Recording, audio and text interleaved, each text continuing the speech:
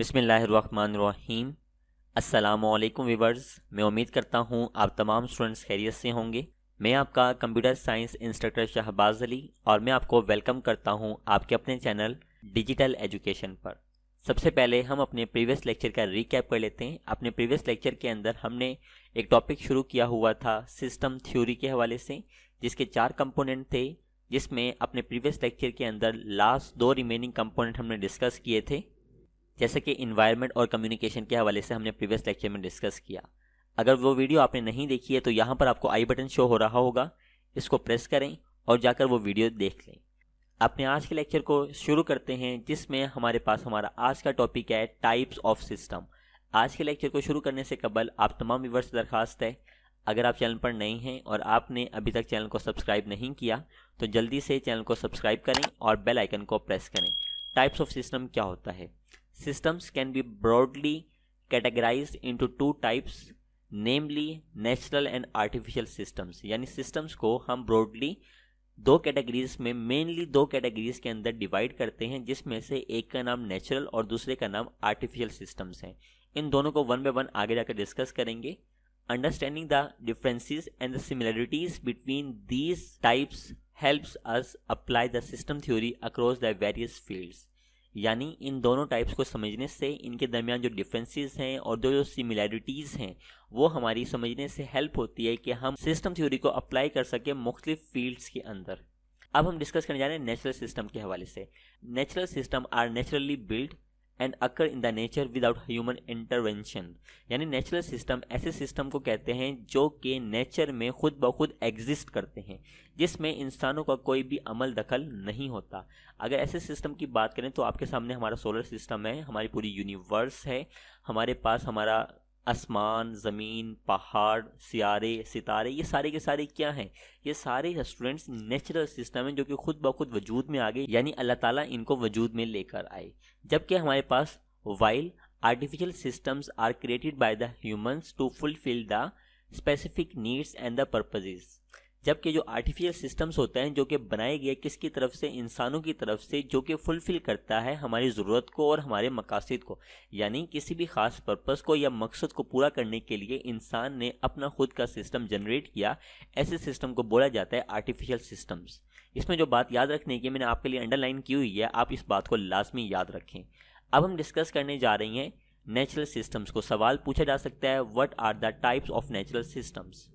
Natural systems are those that exist in the nature and operate independently of human involvement. यानी आपके पास natural system ऐसे system को बोला जाता है जो कि नेचर के अंदर एग्जिस्ट करते हैं, जो कि इंसानों की इन्वॉल्वमेंट से क्या है, मुकम्मल तौर पर आज़ाद हैं, जिसमें यानी इंसानों का कोई अमल दखल नहीं होता। ये सिस्टम खुद ब खुद काम कर रहा है।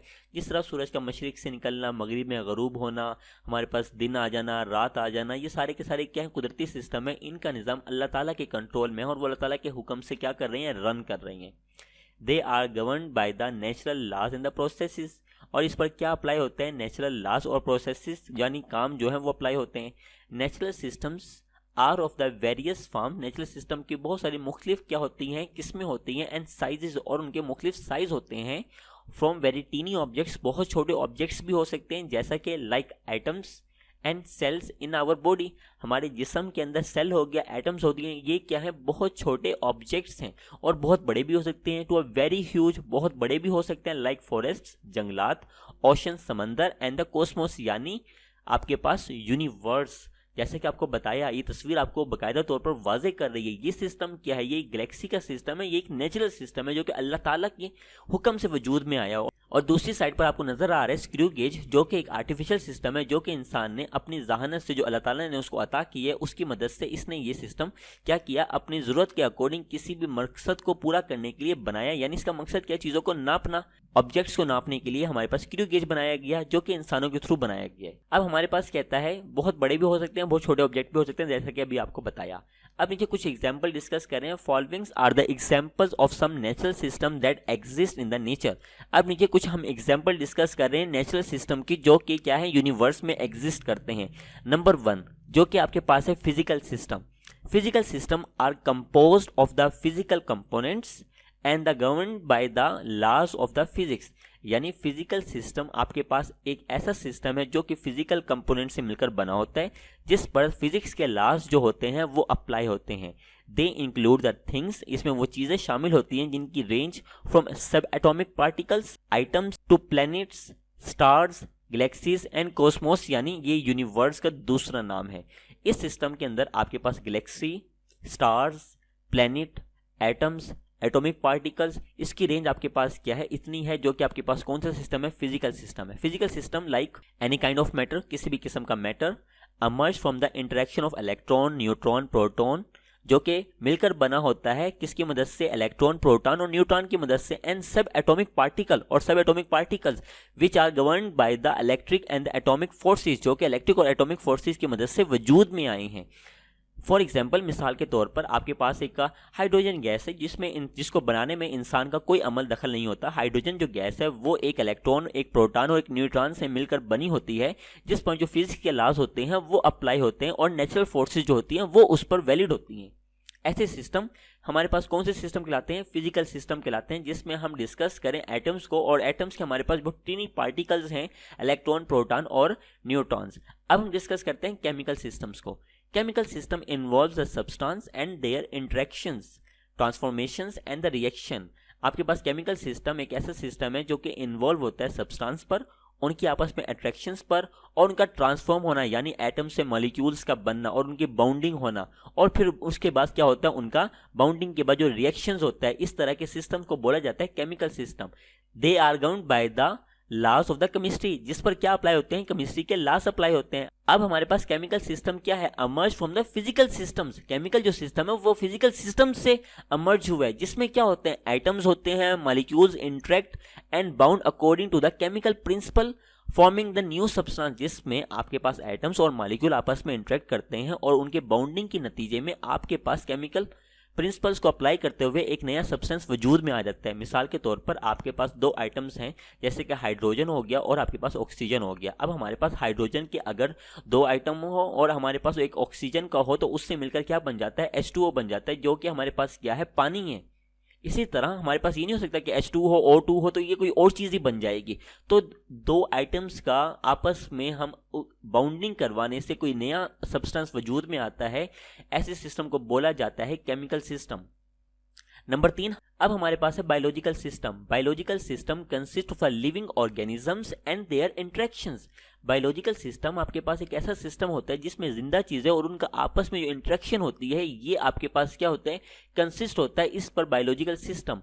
दे are governed by the biological processes, जिसमें बायोलॉजिकल के क्या होते हैं, प्रोसेसेस होते हैं, यानी अमल होता है कोई, जैसे कि ग्रोथ, किसी भी स्पीशीज का, किसी भी लिविंग थिंग्स का ग्रोथ होना, रिप्रोडक्शन यानी अपनी नस्ल को आगे बढ़ाना, अपने जैसे और पैदा करना, एंड द मेटाबॉलिज्म और उनके आपस में जो थोड़ फोड़ होती है, ये आपके पास बायोलॉजिकल प्रोसेसेस हैं। Biological system emerged from the chemical system. अब बायोलॉजिकल सिस्टम कैसे अमर्ज हुआ है, केमिकल सिस्टम से, यानी केमिकल सिस्टम में क्या पड़ा था, हमारे पास डिफरेंट आइटम्स का आपस में बाउंडिंग करने से केमिकल सिस्टम बना था, और इसी केमिकल सिस्टम को मद्देनजर रखते हुए बायोलॉजिकल सिस्टम वजूद में आया।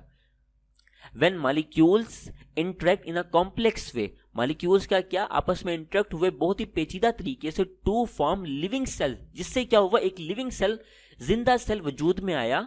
व्हेन देन ऑर्गेनाइज्ड, और वो ऑर्गेनाइज हुआ into tissues, organisms and organs के अंदर वो क्या हुआ, आपके पास ऑर्गेनाइज हो गया, जो कि जिंदगी का वजूद बन गया जिस तरीके से।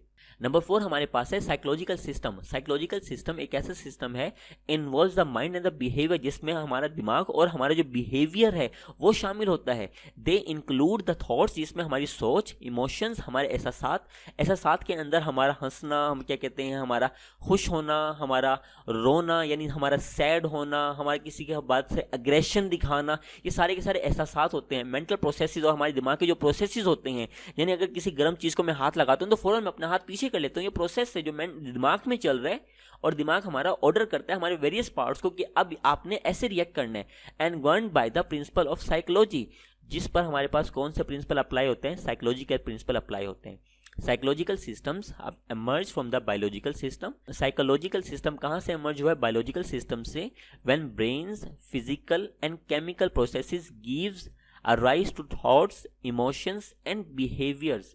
हमारे पास क्या है, हमारा जो बायोलॉजिकल सिस्टम है, जिसमें हमारा जो ब्रेन है वो फिजिकल और केमिकल प्रोसेस को राइज करते हुए क्या करता है, सोचता है। हमारे इमोशंस हो गए, हमारे बिहेवियर हो गए, which are influenced by an individuals experience and the environment, जिस पर हमारे माहौल का और हमारे एक्सपीरियंस का बहुत ज़्यादा इंफरादी तौर पर क्या होता है, असरअंदाज होता है। जिस तरह अमूमन आपने नोट किया होगा, अगर मौसम अच्छा है बाहर का तो उस इन्वायरमेंट का इंसान की साइकोलॉजी पर असर पड़ता है। अगर बाहर बहुत धूप है, गर्मी है, तो इंसान क्या घबराहट फील करता है। इस तरह की जो चीज़ है, यानी इन्वायरमेंट का इंसान के नेचर पर असर होता है। ऐसे सिस्टम को बोला जाता है साइकोलॉजिकल सिस्टम। तो ये था हमारा आज का लेक्चर। मैं उम्मीद करता हूँ कि आपको मेरा आज का लेक्चर पसंद आया होगा। अगर आपको वीडियो पसंद आई है तो वीडियो को लाइक करें, अपने तमाम फ्रेंड्स के साथ इसको शेयर करें। मुझे अपनी दुआओं में याद रखिएगा। मेरी अगली वीडियो तक के लिए अल्लाह हाफिज़, टेक केयर।